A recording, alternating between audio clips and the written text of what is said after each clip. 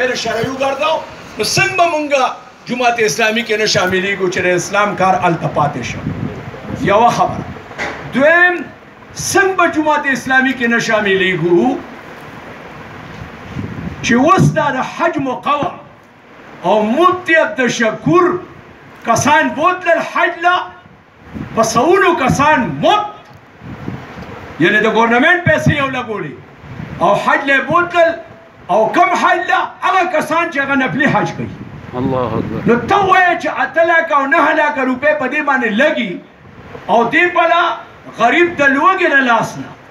او دا خو مولانا صاحب ډېر دا حدیث په ډېر په وزن سره وي.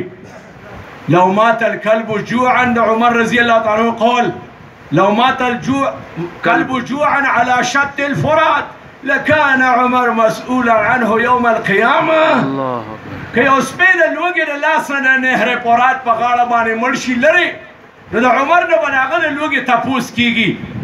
نو مولانا صاحب ستاسو نه به دا تپوس نه کېږي چې په نفلي حج باندې د دغې خلکو حجونه کوئ او نفلي حج دی او دومره پیسې پرې لګوئ او دې په غریب عجز فقیر د هغه بچي د لوږې نه چغې وباسي. او درېیمه خبره دا ده وروڼو چې مکمل سوچونه وشو. زما خو ډېر غټ عمر دی په جمعیت علما کې.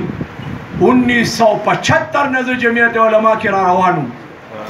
یعنې جی ټي آی د مردان ضلعې صدارت صوبې نایب صدارت په دغه کې او د هغې نه پس بیا جمعیت علما کې اوس دغه وخت کې چې دا را شاملېدم په دغه صوابۍ ضلع کې فضل علي مولانا وزیر تعلیم هغه سره زه نایب امیر ولې به نه شاملېدم چې موروثیت هلته دی او دې په موروثیت نشته. فرقواریت هلته دی او دلته فرقواریت نشته. بغض حسد هلته دی او دلته حسد نشته او بغض نشته. ولې به نه شاملېدم؟ خامخا به زه داسې کاروان سره او داسې قافلې سره شاملېدم. دقه یو خبره ده اخیري چې محترم امیر محترم هغه سره مې داړه غواړي.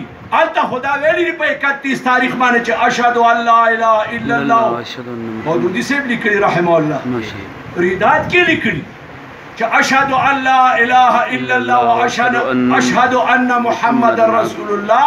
نن ورسره دلته بیعت لاس اوچتو انشاءالله چې په دې موقع باندې بس دا خبره واضح شي او واضحه راشي. دا خبرې نشته نور ورې قسم دی چې مال ته بره وي اخبار والاو ته او میډیا ته چې موږ مغلظ طلاق ورکړي دي د هغې نه پس حلاله ملالم نه کېږي. خبره پوهېږي او هغه چې څو حلالې کوي نو لعن رسول الله صلی الله علیه وسلم على المحلل والمحلل له. هغې باندې لعنت دی. دغه خبرې پکې ختم شوې. وما علينا جزاكم الله.